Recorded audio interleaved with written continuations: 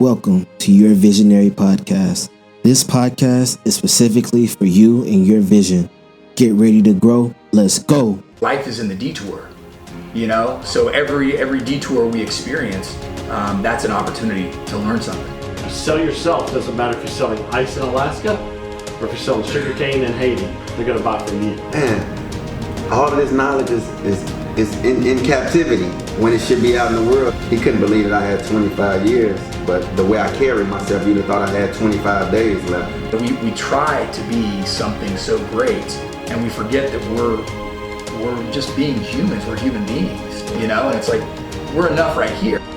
Hey, what's up, everybody? Visionary CJ here. Before we get into the next episode, I just want to give you guys a quick message and let you all know that we're almost at our milestone of 1,000 downloads, and so that's super special. It's very cool to me, and I'm excited to reach that mark. And so if you have any friends or family members who you think would be inspired or motivated by this podcast, please shoot them the link and tell them your favorite episode. And also, if this podcast has inspired you or motivated you in any way, please reach out to me and let me know. I'm trying to find people who have a testimonial about how the podcast has touched them in any way. I know I reached out to a few people, but if I haven't reached out to you and you have been motivated by the podcast, please shoot me a DM on Instagram. The podcast does have its own Instagram. It's at Your Visionary Podcast. And so please follow that page and DM us. Or email me at visionarycj@gmail.com or yourvisionarypodcast@gmail.com. And let's just spread the movement. It's growing rapidly, and I'm excited for where it's going to go in the future. And so this next episode is a really good one. One of my most inspirational friends, Rahfeal Gordon. He's a super cool guy. He's done a lot of great things. And so here's this episode. Peace. Ladies and gentlemen, welcome to Your Visionary Podcast. Today we have my good friend, Rahfeal Gordon, international speaker, best-selling author, global philanthropist. How you doing, brother? I'm good. Thank you for having me on the podcast. Oh yeah, man. No problem, man. I'm excited to have you on. I'm excited for you to share your story to my listeners. You're one of the special people I know, and so I can't wait to everybody else to get to know you. So how we start this off, we always ask, what's your mission statement? Yeah. So my mission statement in life is to be one of the greatest international entrepreneurs and leadership advisors in the world by showing individuals how to make their dream a reality to impact humanity in a positive way. Oh, wow. That's my entire life mission statement until my expiration date on this planet. Right, that's amazing. So do you think about this every day? Is that your force to get out of bed in the morning? Every single day. I question everybody that I connect with, my meetings, who I take phone calls with, what events I go to, because if none of those individuals or those events or those situations match up to help me get closer to making that mission statement become fulfilled, I can't deal with it. Yeah, man, that's clarity.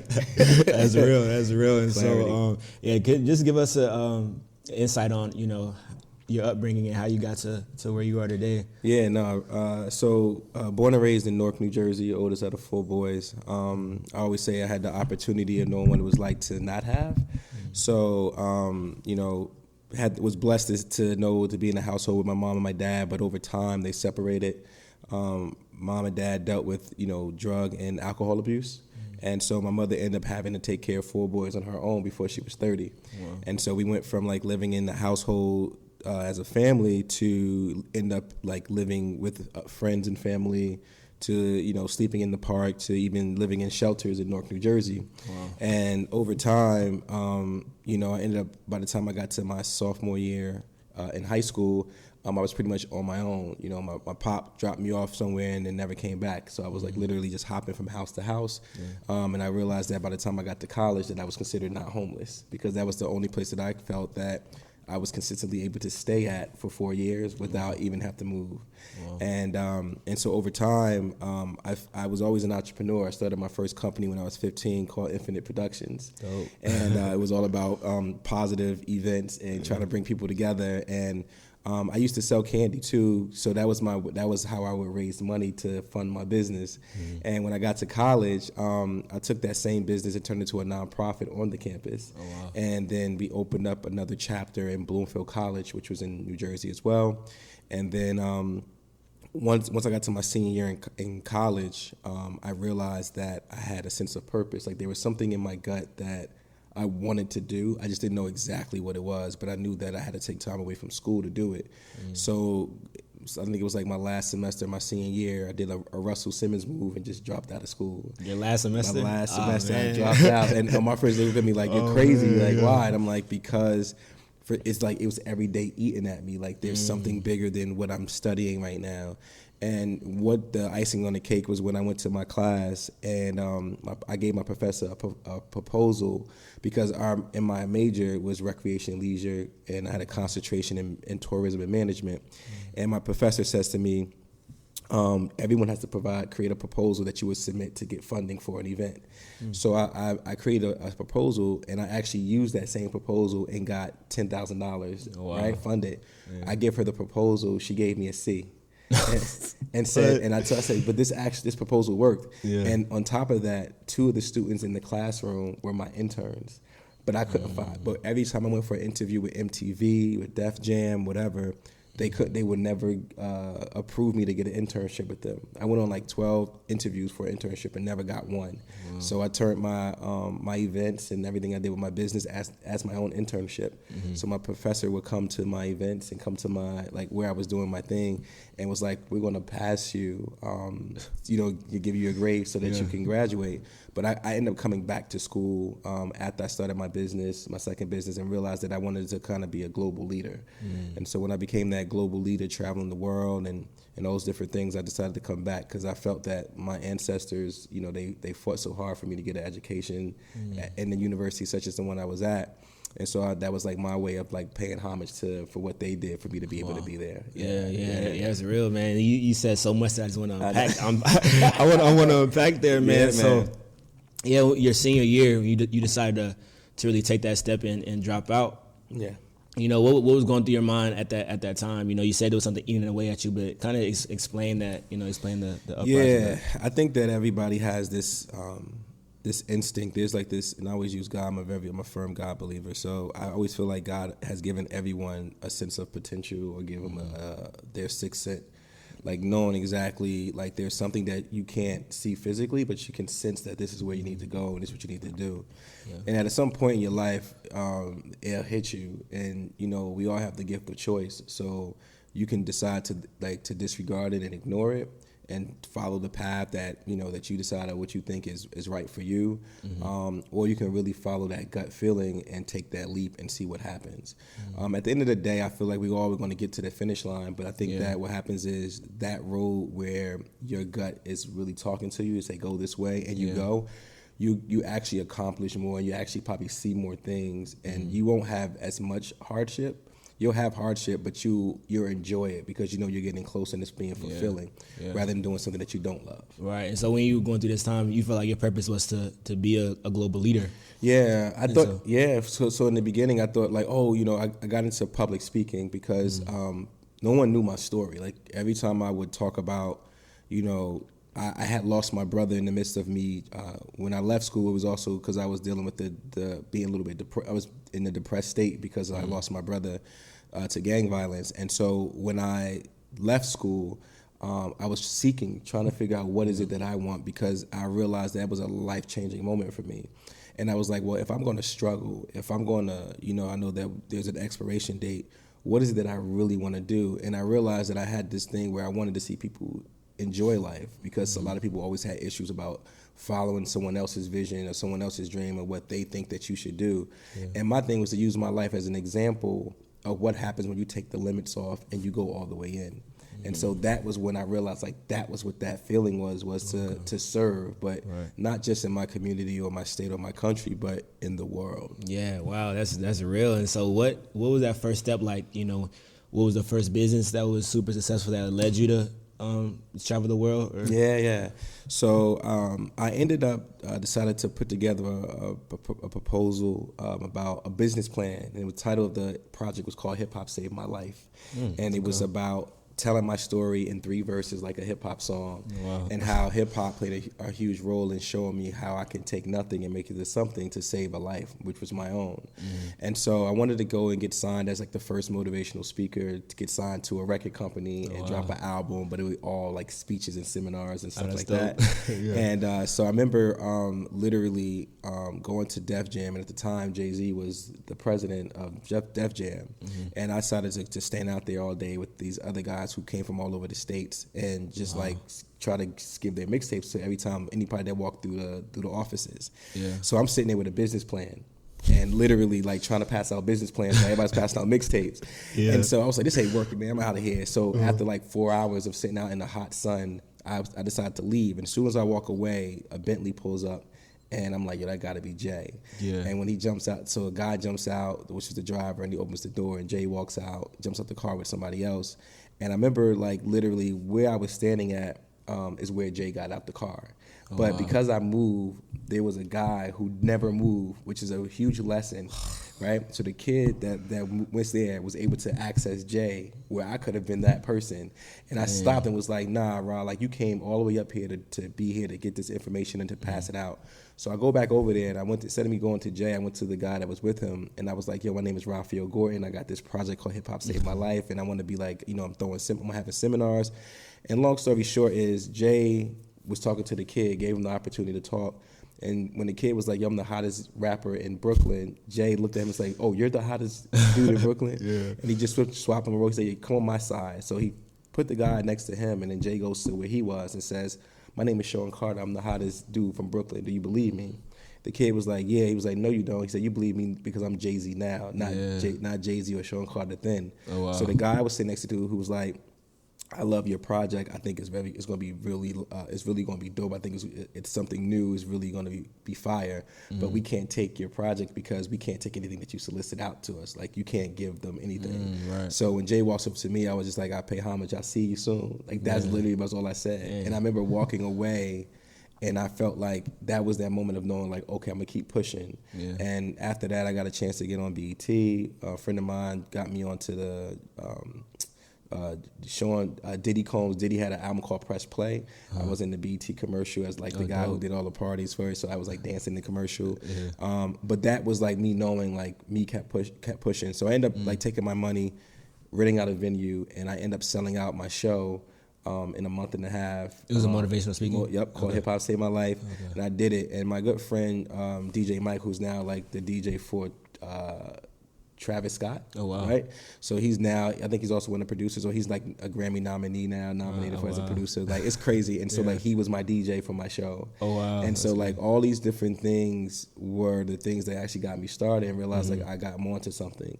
And after that, I got the Ernst & Young Award. So I got nominated for the NAACP Image Award with Michael B. Jordan for our book we did called Homeroom Heroes. And like all these different like things started happening, and I just realized that I was on the right path. Like God will give you like these little nuggets that look, you're doing a good job, keep pushing. But I knew that it wasn't going to be easy, but it was fulfilling. Right. Yeah. I think that's what's really important, because when you get hints, right? Like that you're going down the right path, even though it might not be, say, fully rewarding financially. Like you won't just get $20,000 or something, but you'll get touched in your spirit. You know, in a way. Like even with me, man. Yesterday, I met this guy named Tony Gaskins. Have you heard of him? Oh, yes, I heard of him. So hearing his story like really changed my life in terms of just being a Christian, right? And not fornicating and knowing that what the Bible says and just being obedient. And so I met him last night, and it was kind of like when you met Jay-Z. I told him, I was like, hey brother, we're gonna work together. Remember that? And he was like, yeah, I got you. I gave him my card, and we connected. But I was just okay. I feel like I'm getting closer to where I need to be. You know, for sure. And so talk about how you started traveling. Talk about what got you into traveling. So, and this is a real important key that for all your listeners to understand that that we have the power to do anything we want. And I think that what's important, and I get goosebumps even as I'm telling you this, is that I made a decision to stop playing on Facebook and social media. I was like, I'm going to spend every day for 2 weeks, and I'm just going to go on Facebook, and I'm going to find every international conference, event, person that's an event planner, because I was like, I want to do something out of the country. I seen a lot of speakers, but nobody was like going out of the country. No one looked like me, was my age, doing it on that level. And so I kept pitching. Like, I had a team. We pitched every day, all day. Yeah. We emailed, phone calls. We did everything. Like, we had to get a Google number because we wanted to call people in London. Like, we weren't playing no games. Because at the end of the day, every tool that we were using on social media is a global tool. So why would you want to think and be local when you can go and be global? Yeah. So for 2 weeks we did that. The first one was my friend Christian, who actually called. Oh, that's him? Right? Yeah. He reached out first, and it was like, he was like, hey, you know, we got your information. He said, we're not doing a conference this year, but the following year we would love to have you as one of our headliner speakers. Oh, wow. This is before he's looked at my information, seen the videos, and he invited me out. BMW, Deloitte, and somebody else sponsored. Oh, and KLM Airlines. Wow. So I got first class, flown out. What? They put me up in this most amazing top hotel there, and I knocked it out the ballpark. Wow. And literally that night, we had a dinner for like all the people that were speakers from different countries. And the guy there who became like my business partner and a dear friend and brother of mine, Amir Amashak, he's in Norway from Pakistan. And I was like, you know, he honored us at this dinner. So when I got back to the U.S., I was blown by like the experience, right? Yeah. So I was like, you know what? I went to school and learned about Martin Luther King and how he got the Nobel Peace Prize. And we were in Oslo, Norway. So I was like, that's what the Nobel Peace Prize is. I wonder if I can get a ticket to go. So of course, using your network, what you do, send an email. All you can get is a yes or no. I send the email, and I got an email right back. Like 10 minutes later with the invitation to go to a dinner, a private dinner with Malala, because it was she was receiving the Nobel Peace Prize. Wow. I booked my ticket that same night, flew out there like a month later because I was in November. December came around, and that particular point, everything just started opening up. Every time I spoke, every time I went somewhere, everybody's like, I got to bring you to my country. I got to bring you here. So every other month, I was just, and mind you, things don't start or happen when you want them to, but you got to plant them seeds. So we using Facebook and Google and making those calls, those emails, they were just seeds planted. And at some point, somebody was going to water them by making a phone call back to us or respond to our email. Right. And so after that, you know, for 5.5 years, I'd never flown domestically in my country. Everything I did was out of the country. I would come here, back to the U.S. 2 weeks later, I'm flying out to, you know, Mexico. I'm flying out to the Canary Islands. I'm flying out. I mean, like my passport was on pivot. 5.5 years. That's dope. And it all came from just that relentless. Relentless. That's one word that I've been trying to focus on this year. Just, you know, relentless. You know, no excuses. Even when you're tired. Even when you just been out working all day, at school all day, going home and just grinding. You know, relentlessly, and it works. Like, you know, hard work pays off, like they say. Yes. And I could definitely see that, you know, in your story for sure. And so, what are you working on right now? What do you have going on right now? So a couple things. So one of the things I'm working on is at Madison and Park, which is my global branding and marketing firm. And so what we do is we work with entrepreneurs, nonprofits, and corporations.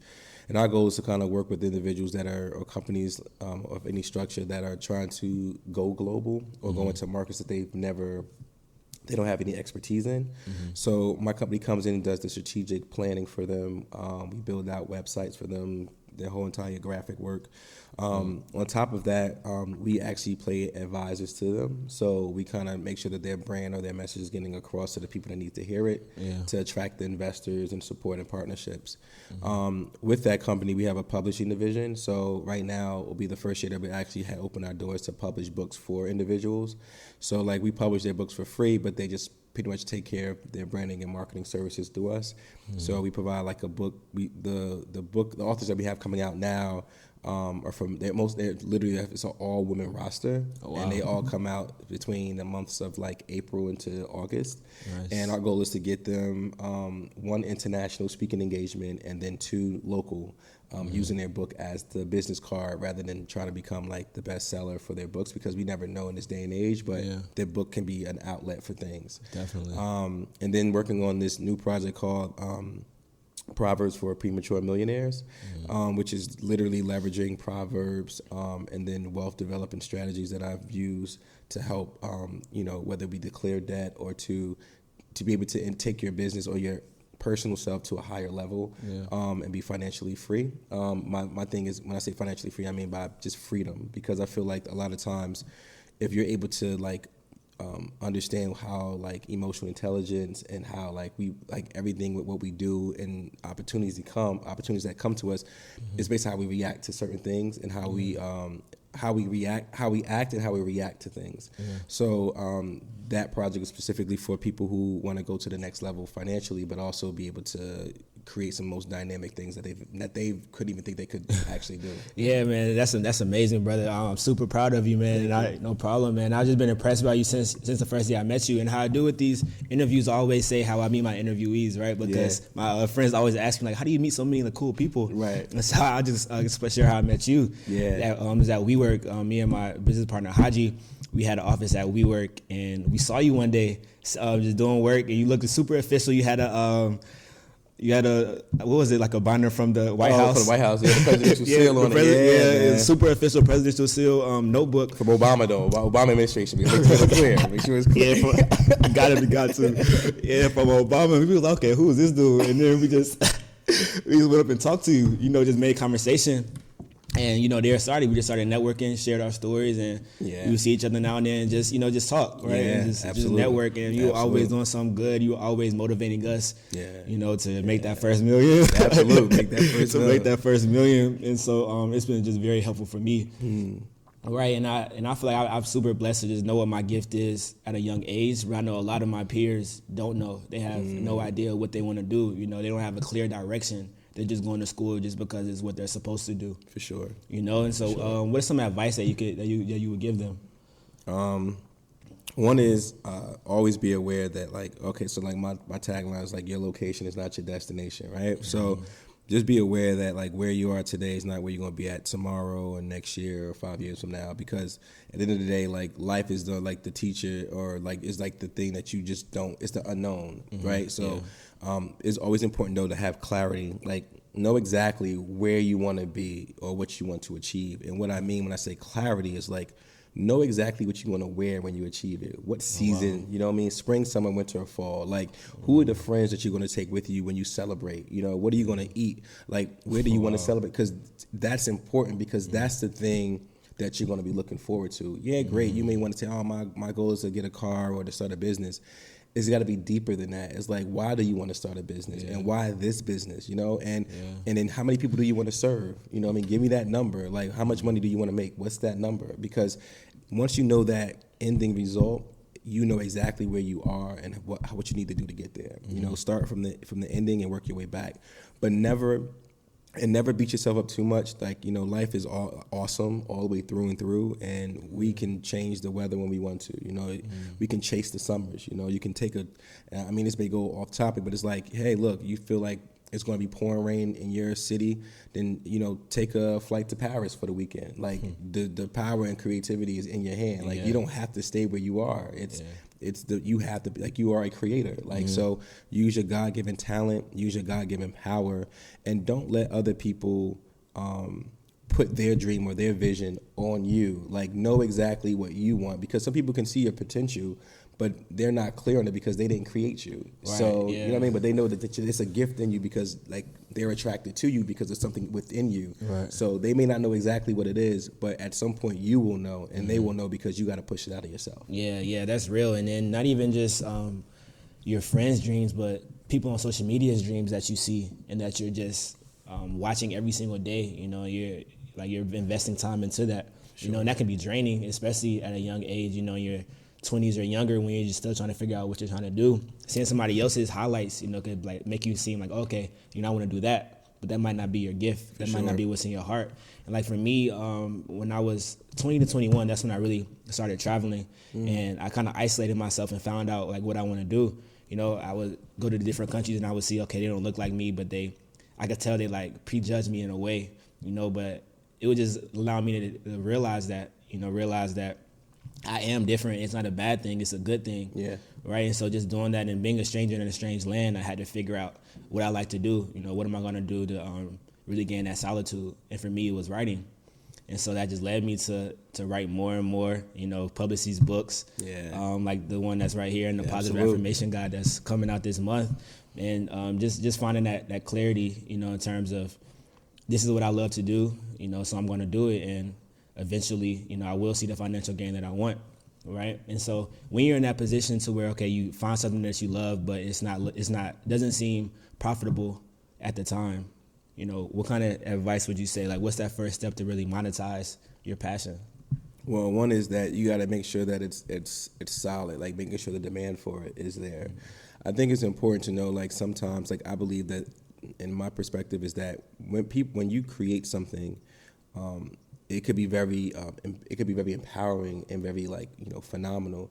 But always remember that there's market caps, like you may have a huge vision to I don't know, do a speaking engagement about, I don't know, health.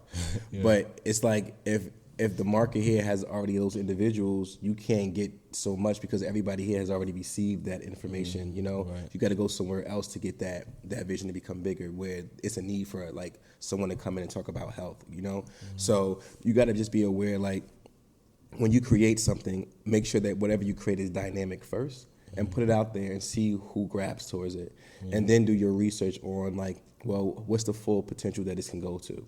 Because once you do the research on that, then you'll be like, oh, I can price this at this, or I know that I could probably get at the maximum amount of people I could probably get in this area is 100 people, So you can't think on a level of, like, oh, I'm gonna get 1,000 people here. It's like, no, like, here is only 100 people, like, so you got to go to 10 other places and touch 100 people in those 10 other places, like we kind of talked about before, right? Earlier with Steve Harvey. Yeah. But so just be aware, like, one is make sure that you have your services and your product is quality, don't cut no corners, and then put it out there, test it out, give it away for free for a little bit, like, let me see, like, just see who gravitates towards it, give a little bit here, and take in the responses from people and ask them questions that you need to know, because it's not about you. Again, whether you're creating a product or service, you're serving. So the thing is, I always say, you got a choice. You can serve on a plastic plate, or you can serve on a gold platter. You have the choice to do it. So when you serve on a gold platter, people sometimes like, I don't really need this, but I love the way you're serving this. I'm going to pay top dollar for this, right? Wow. I can buy a sofa for $100, but the way that you present it and highlighted this other sofa,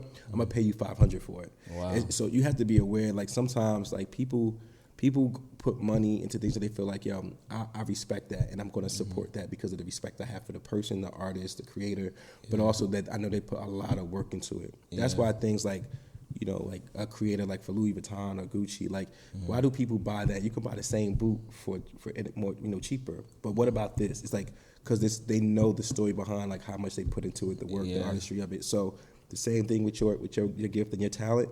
Make sure you don't cut no corners, and make sure that when you present it on a gold platter. Yeah, that's real. And what I got from that was just, first, be realistic. Be realistic with your goals, realistic with where it can actually go. I feel like it's always good to dream big, but you also have to be realistic as well. Facts. You know what I'm saying? And then just do the research.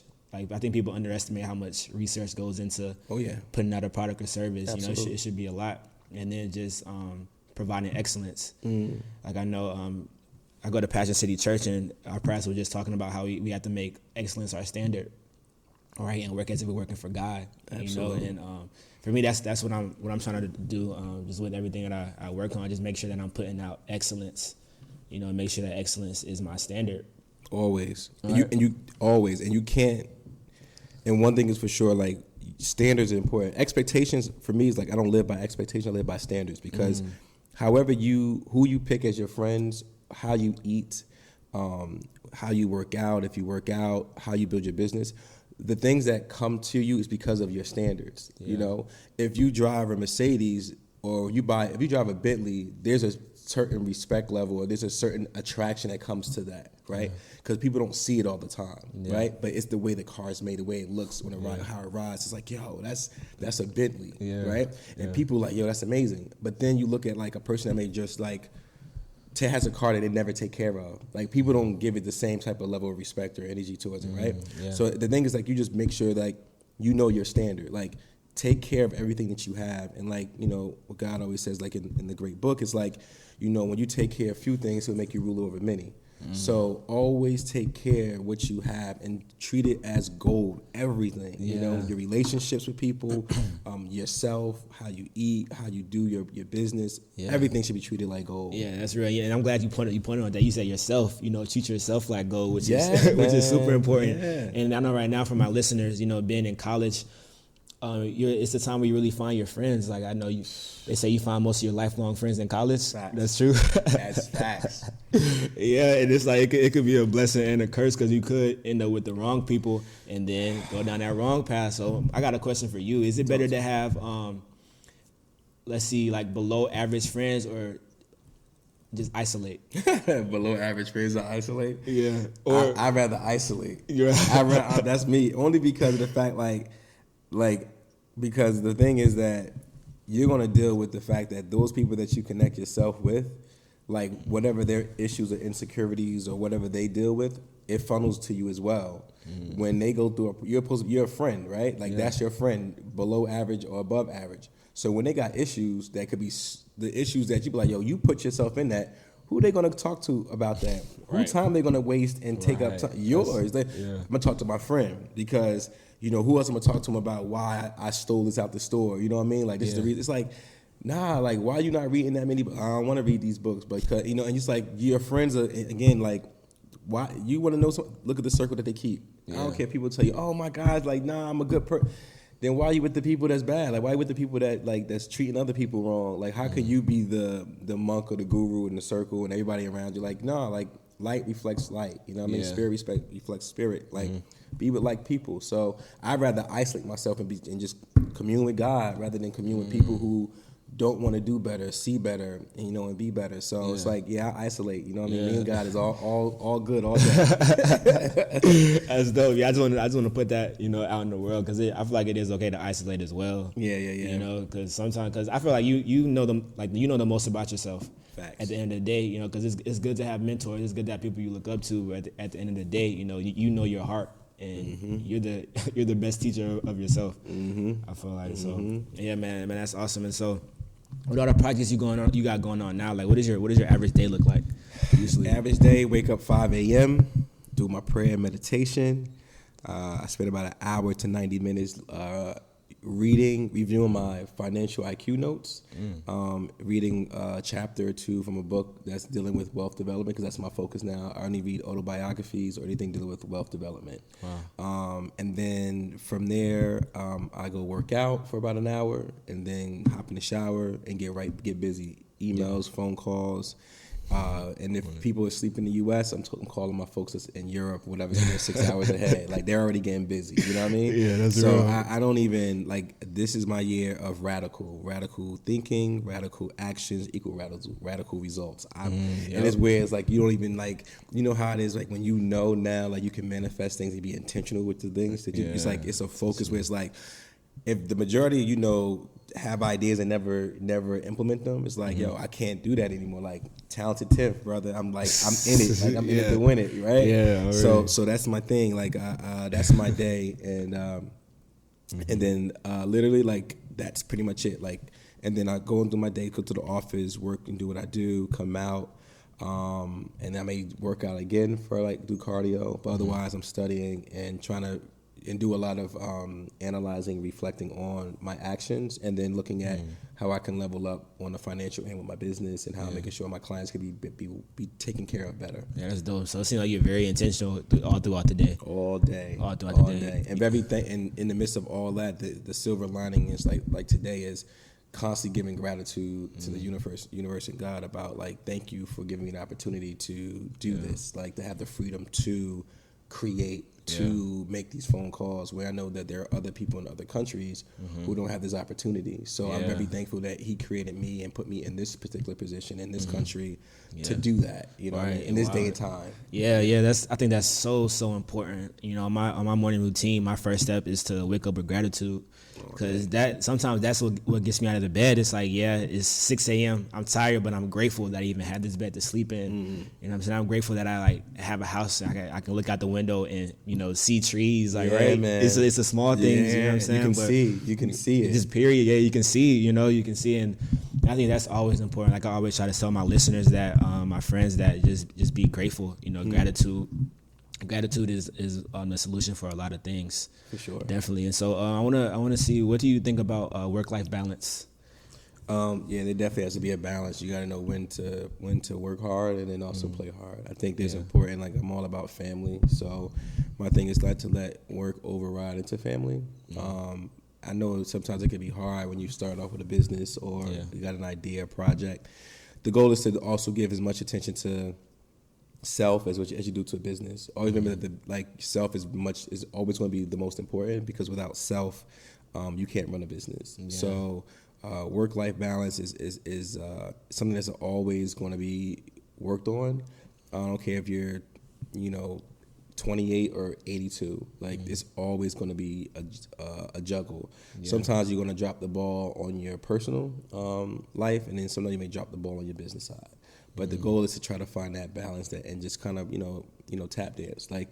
Warren Buffett was talking about, I think his book was called tap dancing or dancing, something like that. With his book he did, but it's literally how do you find that balance, right? But again, it goes back to freedom. Once you know what the ending result is, once you hit it, congratulate yourself, celebrate it, and then move on. Because the people who fail the most are people who don't realize that they've already succeeded. So they constantly working hard, not realizing to look up and realize I already created that and achieved that a year ago.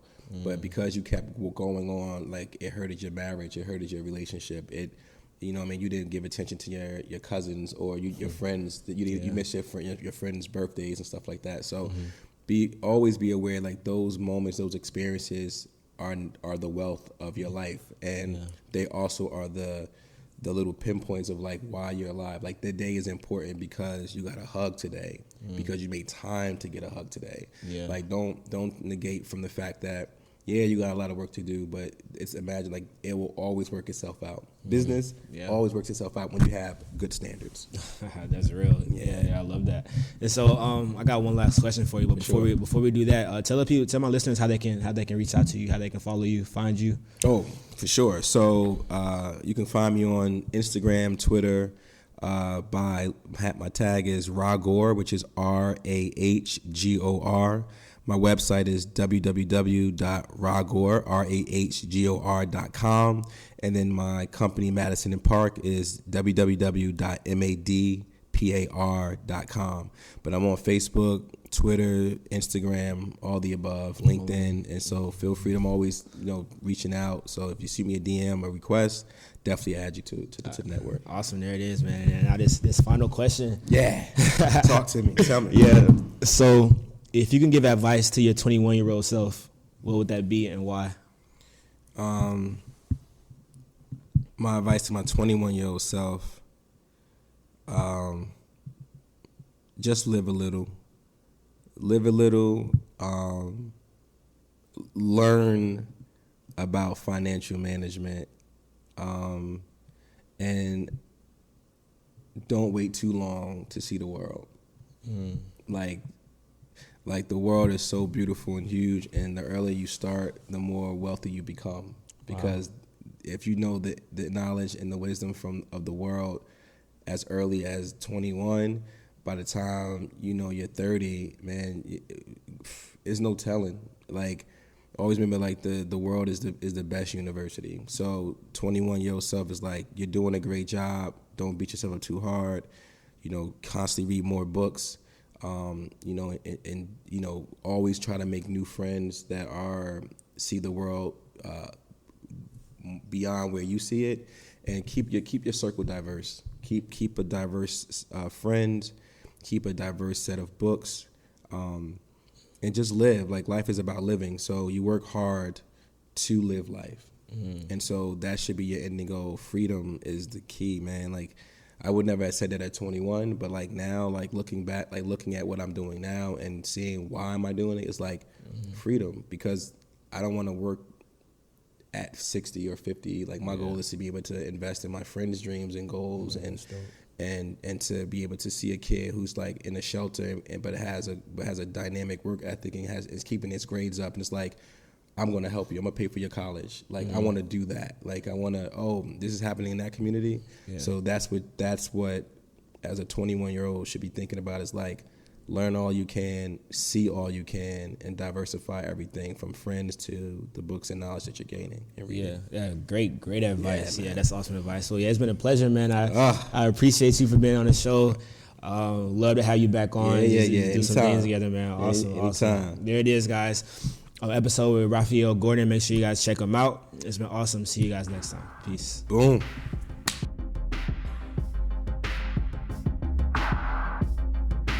And so this part of the episode is what I call the Visionary Minute, where I share 3 key things that I learned throughout the episode. And the first thing I want to hit on is when he said, have complete clarity. So that means what goals you want to achieve, where do you want to go celebrate when you achieve those goals, what do you want to be wearing when you achieve those goals. He basically said just having that complete clarity is how you make sure that you reach your goals, because that's what you have to look forward to, while you're grinding, when you feel like quitting. You have that clear vision of what you'll do when you complete the goal that keeps you going. And the second thing, he said everyone is given a unique sense of purpose, and we all have the gift of choice. And so with a lot of my episodes, it seems like there's a common trend. A lot of people saying that we have a unique purpose in life. And so I believe that, wholeheartedly. I believe everyone does have a unique purpose, that's unlike any others. But it's just about finding that, and then once you find it, just using the gift of choice to actually put it into work, And the third one, he said every tool we have on the internet is a global tool. So think big and don't confine yourself. And this is key because I feel like a lot of people don't really think about the global aspect of things, but the world is so big. It's not just the U.S., it's 7 continents, I think something like that. So just you using the world as your playground in a sense. And the last thing I want to hit on, he said your location is not your destination, and that's his tagline. He has that trademark, and that's so real, because it's sometimes, even for me, it's discouraging, when you're in a certain position, but you have further to get to, but you just stuck where you are now. But I think it's just beneficial to think about how your location is not your destination, and the power of creativity is in our hands, and so we can literally make whatever we want out of this life. It's just about being intentional and about having that faith, to push through. And so there it is, episode number 12 with Rahfeal Gordon. Peace.